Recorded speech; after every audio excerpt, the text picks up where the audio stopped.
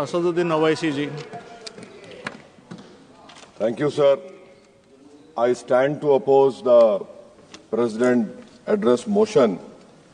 Sir, I start by putting to this House how this foreign policy for our country has been compromised from what its traditional position has been. Sir, take the case of Palestine. 61,709 Palestinians have been killed. 1,11,588 have been injured. India is a signatory to, India is a part to Genocide Convention, and the Genocide Convention says that anyone who's party to the Genocide Convention must contribute to ensure it prohibits from contributing to genocide and also requires to take steps to prevent it. Sir, not a single hospital is there in Gaza.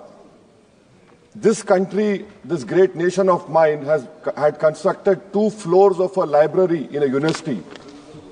Those universities and that library has been finished. You have 1.2 million people being made homeless. Deliberate starvation has happened. And people have no drinking water. And what do we see now? We have heard the Prime Minister saying, "I'll stop the war in Ukraine." Where is my Prime Minister? Where is this government? Why are they keeping quiet on this genocide which is being perpetrated on the Palestinians? What has been the traditional stance of our country from Mahatma Gandhi up to all the Prime Ministers? Why can't we oppose the genocide? We are party to the Genocide Convention. I am warning this government that when the genocide history of Gaza will be written, this Prime Minister will also be in the list of accomplices. I demand from the government that let our country take the responsibility of constructing the health sector in Gaza. Invite more Palestinians to India on scholarship. Let them rebuild that Gaza. We cannot be part. How can we allow arms to be exported to Israel? An Indian ship was stopped in Spain.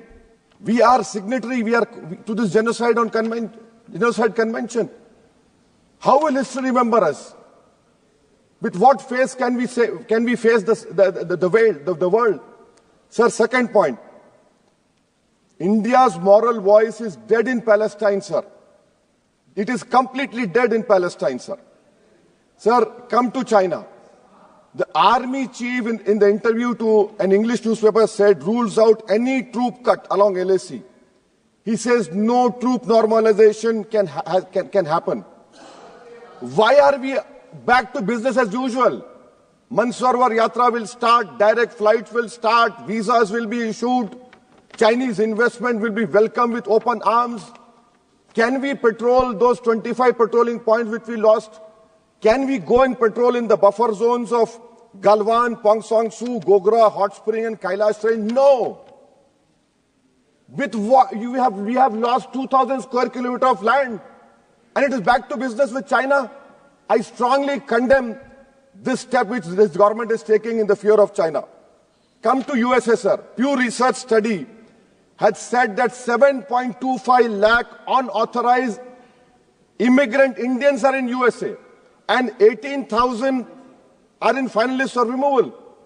Are we going to accept all this 7.25 lakh? Are we going to accept this 18,000 who are in final list of removal? How many aircrafts you require? 300 aircrafts. Can this government has imagined what the loss of remittance? What will be their employment over here? They have no policy. In Bangladesh, for one person, we are destroying a relationship with Bangladesh. When will my Prime Minister meet his counterpart in Bangladesh? I fear, sir, that we will be out of the game. When I say the term game, the government understands that. Sir, coming to minorities, sir. In 2023-24, 2,064 crores out of the budgetary allocation of 3,000 crores was surrendered by the Ministry of Minority Affairs. I have been consistently demanding from last 10, 11 years that the pre-matric, post-matric merit cup mean should be made demand-driven, and only 2,000 crores required. Because of it not making demand-driven, you have thousands of Muslim students who are out of education. There has been empirical studies like the Kundu Committee which said that the reason for Muslim out-of-school children is financial wherewithal. You're not interested to ensure that Muslim children study. My community has the highest illiteracy rate in women. I have only 3 graduates out of 100. You're after Jamia Millia, you're after AMU. And madrasa you have cut down, yes, you don't read. You have cut down the money on madrasa also. I mean, if you read, you'll know. So why can't you do it, sir? And that is why I say, sir, this PMVJK scheme, come to Mustafawad and Okhla and see. You have Mount Everest of garbage which is being dumped right inside a Muslim area. Why? Because it's a Muslim area. And then you have this person who was given birth politically through surrogacy by an institute which has an allegiance to a person who wrote "We Are a Nation Undefined" and bunch of thoughts. That person day in, day out lies. He lies. His whole start point and end is lies only. But what I'm hearing from the ground, which I've seen, a pure organic Muslim leadership will emerge on Wednesday, sir. Sir, I am cautioning and warning this government. I am cautioning and warning this government. If you bring and make a WAF law in the present form, which will be violation of Article 25, 26 and 14, it will lead to social instability in this country. It has been rejected by the entire Muslim community. No WAF property will be left. Nothing will be left, I say. You want to make India Viksit Bharat? We want Viksit Bharat. You want this country to take back into 80s and early 90s? It will be your responsibility. Because as a proud Indian Muslim, I will not lose an inch of my masjid. Forget about a masjid. I will not lose an inch of my dargah. I will not allow that. We will no more say and come and give a diplomatic talk over here. This is the house which I have to stand up and say honestly that my community, which you are proud Indians, it is my property, not given by anyone. You cannot snatch it away from me. Waqf is a form of a worship for me. Sir, unemployment. Youth unemployment has increased to 45%. I'll give you example, sir. Mumbai airport, for 1,800 jobs, 15,000 graduates turned up, sir. 15,000 graduates. I must congratulate the Prime Minister.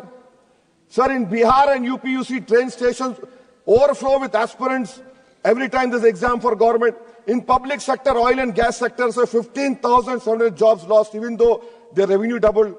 Central PSUs eliminated 2.7 lakh jobs over past decade. MSMEs, sir, in April, August 2024, on 11,500 MSMEs would have been shut down. Manufacturing employment fell from 12.6 in 11-12 to 11.4 in 22-23. Sir, in conclusion, what is the government showing us? And I really feel pity for the allies of NDA. Despite their 240, they are irrelevant now. I mean, you can take something here and there, but what about the country at large? What about the youth of this country, which the only nation in the world which has a demographic dividend is India. And this government has failed to uplift the youth. That is why I on the grounds which I have submitted, I oppose this present motion, sir. Thank you.